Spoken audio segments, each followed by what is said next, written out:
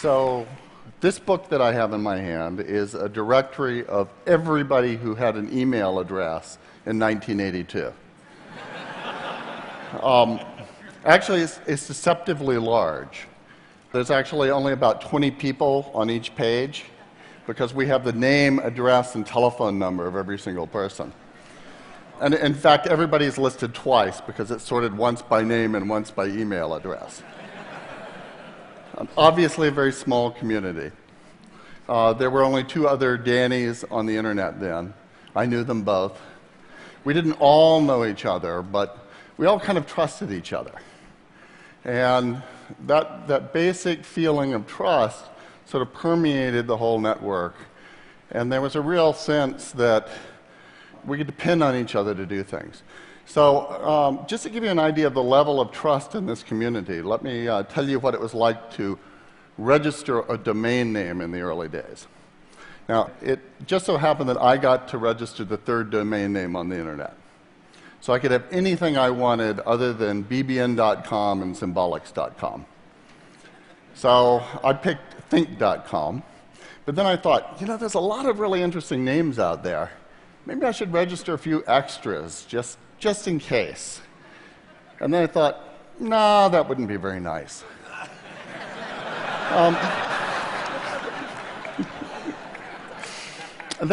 That attitude of only taking what you need was really what everybody had on the network in those days. And in fact, it wasn't just the people on the network, but it was actually kind of built into the protocols of the internet itself. So the basic idea of IP, or Internet Protocol, and the way that the routing algorithm that used it were fundamentally from each according to their ability, to each according to their need. And so if you had some extra bandwidth, you'd deliver a message for someone. If they had some extra bandwidth, they would deliver a message for you. You kind of depend on people to do that, and that was the sort of building block. It was actually interesting that such a communist principle was the basis of a system developed during the Cold War by the Defense Department. But it obviously worked really well, and we also saw what happened with the internet. It was incredibly successful. In fact, it was so successful that there's no way that these days you could make a book like this.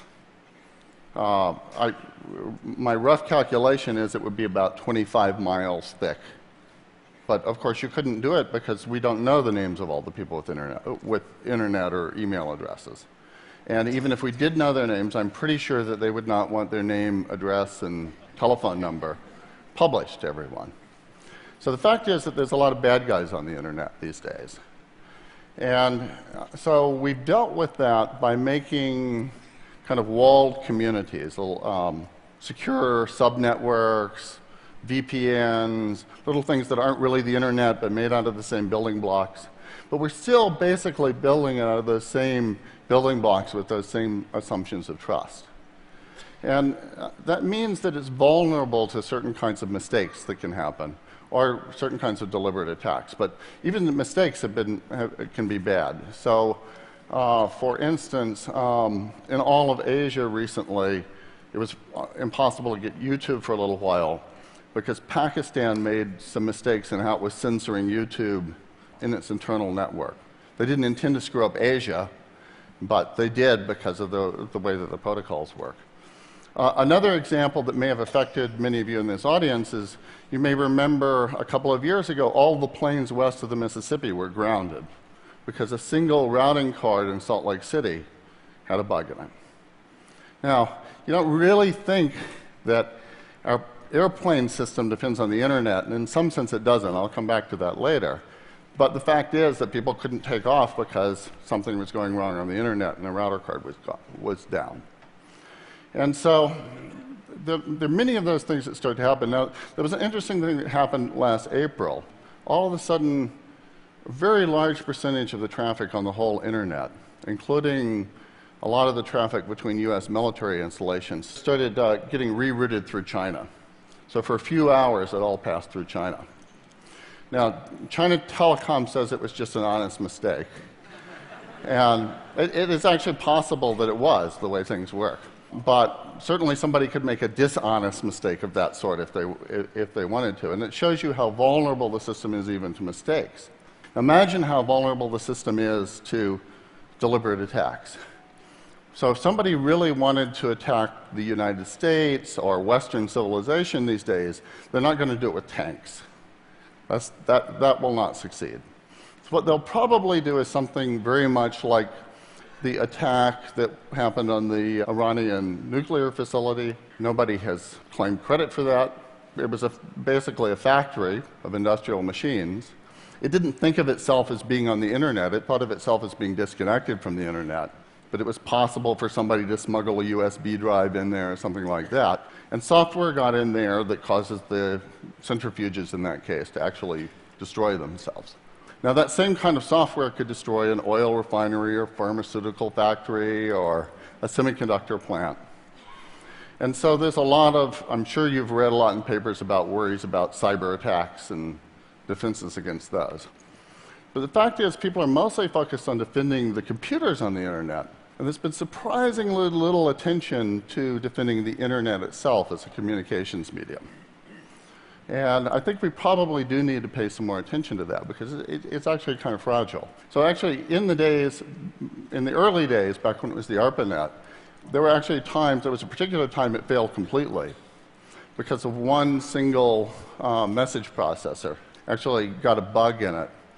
And the way that the internet works is the routers on it are basically exchanging information about how they can get messages to places. And this one processor, because of a broken card, decided it could actually get a message to someplace in negative time.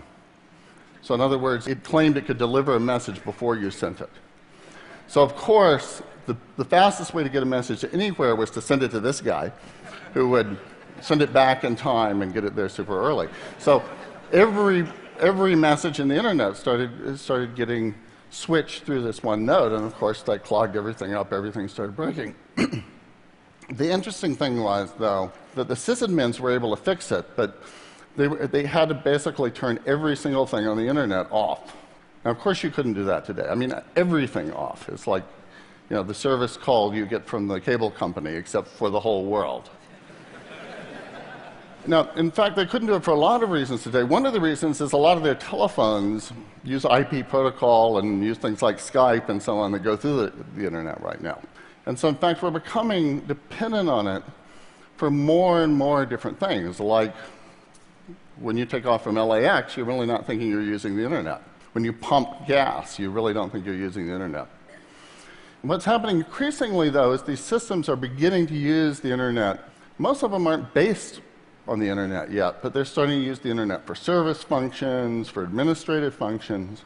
And so if you take something like the cell phone system, which is still relatively independent of the internet for the most part, internet pieces are beginning to sneak into it in terms of some of the control and administrative functions. And it's so tempting to use these same building blocks because they work so well, they're cheap, they're repeated, and so on. So all of our systems, more and more, are starting to use the same technology and starting to depend on this technology. And so even a modern rocket ship these days actually uses internet protocol to talk from one end of the rocket ship to the other. And that's crazy. It was never designed to do things like that. So we've built this system where we understand all of the parts of it, but we're using it in a very, very different way than we expected to use it. And it's gotten a very, very different scale than it was designed for. And in fact, nobody really exactly understands all the things it's being used for right now.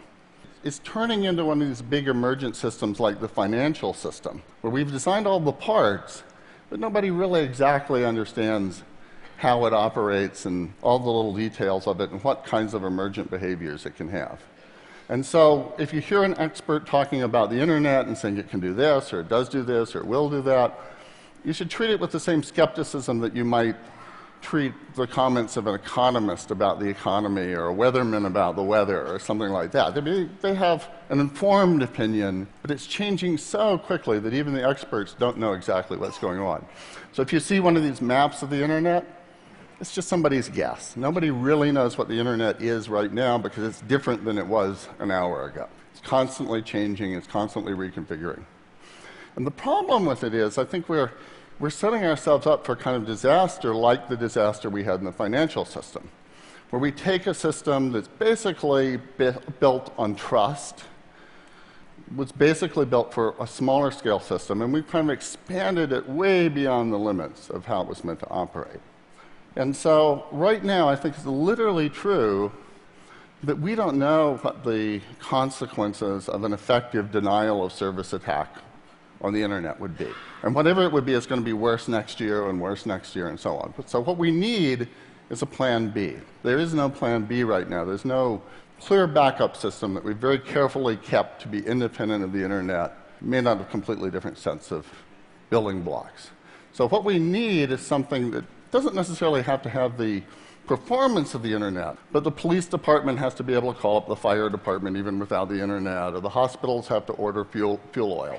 This doesn't need to be a multi-billion-dollar government project. It's actually relatively simple to do technically because it can use existing fibers that are in the ground, existing wireless infrastructure. It's basically a matter of deciding to do it. But people won't decide to do it until they kind of recognize the need for it. And that's the problem that we have right now. So there have been plenty of people, plenty of us have been quietly kind of arguing that we should have this independent system for years. But it's very hard to get people focused on Plan B when Plan A seems to be working so well. So I think that if people understand how much we're starting to depend on the internet and how vulnerable it is, we could get focused on just wanting this other system to exist. And I think if enough people say, yeah, I would like to use it, I'd like to have such a system, then it will get built. It's not that hard a problem. It could definitely be done by people in this room. And so I think that this is actually, of all the problems you're going to hear about at the conference, this is probably one of the very easiest to fix. So I'm happy to get a chance to tell you about it. Thank you very much.